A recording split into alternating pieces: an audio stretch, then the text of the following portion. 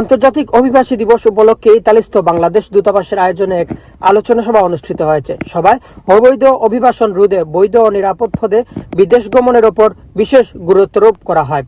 দূতাবাস মিলনায়তনে আয়োজিত অনুষ্ঠানে উপস্থিত ছিলেন দূতাবাসের রাষ্ট্রদূত এটিএম রকিবুল হক সহ ঊর্ধ্বতন কর্মকর্তা ও বিভিন্ন কমিউনিটির সংগঠনের প্রতিনিধিরা।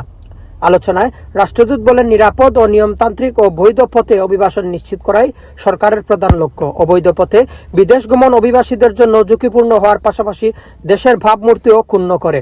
সরকার অভিবাসীদের সুরক্ষা নিশ্চিত করতে বৈধ অভিবাসন ব্যবস্থাকে সহজ ও গতিশীল করেছে। একই সঙ্গে প্রবাসীদের আইন মেনে চলা এবং নিজ নিজ অবস্থান থেকে সচেতন তৈরিতে ভূমিকা রাখার আহ্বান জানান তিনি। অনুষ্ঠানে অভিবাসীদের কল্যাণে সরকারের বিভিন্ন উদ্যোগ নিয়ে প্রশ্নোত্তর পর্বে ইতালির বিভিন্ন প্রদেশ থেকে আগত প্রবাসীরা বৈধ অভিবাসন বিষয়ে নিজেদের অভিজ্ঞতা ও মতামত তুলে ধরেন। পরে প্রবাসীদের ভোটাধিকার নিশ্চিত করতে পোস্টাল বিডিএফস এর মাধ্যমে কিভাবে ভোট প্রদান করবেন এ নিয়ে তথ্যবহুল ভিডিও প্রদর্শন করা হয়।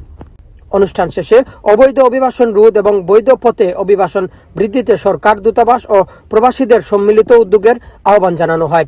ইতালি থেকে মিনহাজ হোসেন,